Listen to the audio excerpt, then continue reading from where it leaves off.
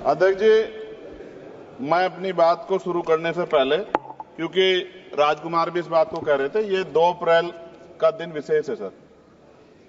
मैं जेल में था सहारनपुर, 2 अप्रैल 2018 को आंदोलन हुआ, 13 नौजवानों ने शहीदगी दी सर।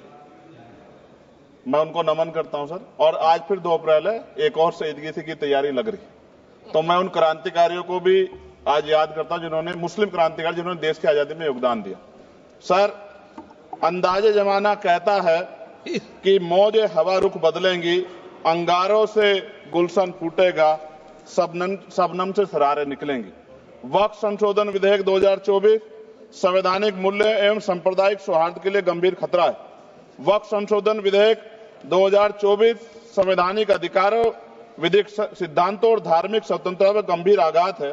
विधेयक वक्फ प्रबंधन को कुशल और प्रभावी बनाने का दावा करता है, लेकिन इसके 44 संशोधन इन वादों को पूरा करने में असफल है। हमारा मानना है कि इस संशोधन से स्पष्टता, साक्ष्य और मूल कारण विश्लेषण का अभाव होगा। पूर्व संशोधनों का मूल्यांकन नहीं होगा, हितधारकों से परामर्श की पारदर्शिता नहीं होगी, मौलिक अधिकार का उल्लंघन होगा। Article 13, article 14, article 25, article 26, article 50, article 300 सर्वोच्च न्यायालय के निर्णय, स्थापित कानून और इस्लामी सिद्धांत और संविधान की भावना का उल्लंघन होगा। असत्य वादे बनाम वास्तविक प्रभाव, विधेयक सुधार और सशक्तिकरण का दावा करता है, लेकिन वास्तव में धार्मिक संपत्तियों के पुनः वर्गीकरण, जब्ती का प्रावधान संशोधन 39A, ऐतिहासिक मस्जिदों, कब्रिस्तानों को सरकारी संपत्ति घोषित करना, जिससे सांप्रदायिक तनाव पैदा हो सकता है। जिलाधिकारियों को अत्यधिक अधिकार प्राप्त करना, संशोधन 4B।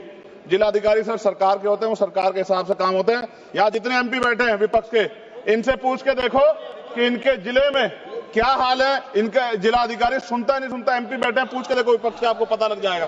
सर, धार्मिक विशेषज्ञता या समुदाय की सलाह के बिना निर्णयों से संपत्ति विवाद और विश्वास की कमी उत्पन्न होगी। ट्रिब्यूनल की शक्ति कमजोर करना और मुस्लिम प्रतिनिधित्व हटाना, संशोधन 10B। धार्मिक कानून की त्रुटिपूर्ण व्याख्या और पक्षपाती निर्णय, दानकर्ता इच्छा की उपेक्षा व धार्मिक स्वतंत्रता का हनन, संशोधन 5A। दानकर्ता द्वारा समर्थन वापस, जिससे सामुदायिक संस्था कमजोर हुई। गैर मुस्लिमों द्वारा स्थापित वक्फ सुरक्षा समाप्त करना, संशोधन 104 की समाप्ति। अंतर धार्मिक सौहार्द प्रभावित होगा सर। सदियों पुरानी धार्मिक संपत्तियों पर सीमा अधिनियम लागू करना, संशोधन 27B। कब्जा की गई संपत्तियों की स्थायी हानि, धार्मिक विषयों को दरकिनार कर वक्फ निर्धारण करना, संशोधन 6C। धार्मिक ज्ञान के अभाव में संपत्तियों गलत वर्गीकरण, पंजीकृत वक्फ घोषणाओं को अपराध घोषित करना, संशोधन 312। भय के माहौल में धार्मिक दान में गिरावट, मनमाने सर्वेक्षण को और वर्गीकरण की अनुमति देना, संशोधन 8A। धन्यवाद वकील साहब। सर, अभी पूरा तो जाने दो। सारी धाराएं पढ़ दोगे आप तो? सर, 2 मिनट में खत्म करूंगा और ये इंपॉर्टेंट है सर, मौका दीजिए सर। बिना जवाबदेही के बड़े पैमाने पर वक्फ संपत्तियों का पुनः वर्गीकरण, प्रशासनिक भ्रम और प्रभावशीलता को नुकसान पहुंचाना, संशोधन 12D। कानूनी विवादों और कुप्रबंधन को वक्फ बोर्डों की विश्वसनीयता का नुकसान, अस्पष्ट आधारों पर राज्य द्वारा वक्फ बोर्ड को भंग करने का अधिकार, संशोधन 3C। राज्य के व्यापक विरोध प्रदर्शन, धार्मिक लक्ष्य का लक्ष्य, सार्वजनिक हित के नाम पर वक्फ प्रशासन पर पूर्ण नियंत्रण, संशोधन 37C2।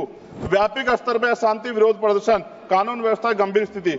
सर, सरकार के उद्देश्य से नजर आता है मुस्लिम समुदाय के योगदानों पर नियंत्रण स्थापित करना, मुसलमानों को उनकी वक्फ संपत्ति वंचित करना, वक्फ स्थापित करने का अधिकार प्रतिबंध लगाना, वाकिफ और मुतवल्ली की इस्लामी परिवर्तन करना। इस विधेयक को वर्तमान रूप से स्वीकार करें और समावेशी परामर्श, कानून स्पष्टता, संवैधानिक धार्मिक सुरक्षा सुनिश्चित करें। सर, ये तो बिल पे था सर, क्योंकि आप कहते हैं बिल पे बोलना चाहिए 2 दिन नहीं, लेकिन सर मैं सुबह से सुन रहा हूं सर 2-3 चीजें बोलूंगा सर। जो विद्वान सरकार मुसलमानों की कितनी हितैषी है सर, कुछ कह रहे हैं क्या?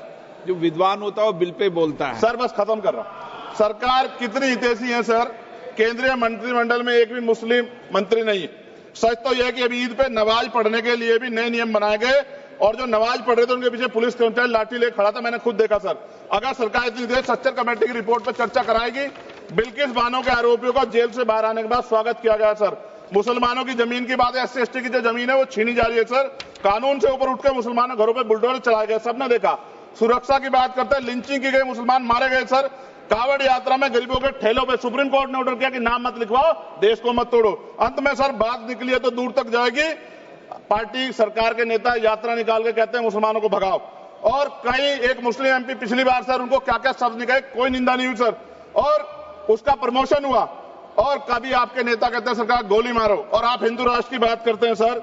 मेरा यह कहना है सर, मैं इसका पुरजोर विरोध करता हूं और अपनी एक शायरी के साथ खत्म करूंगा। तो बहुत सुनी मैंने आज दोनों तरफ, जब तक ना बदले जालिम हुकूमत का मिजाज, एहतजाज एहतजाज एहतजाज, और ये तब तक रहेगा जब तक सर अपनी सरकार सोच नहीं होती। धन्यवाद सर।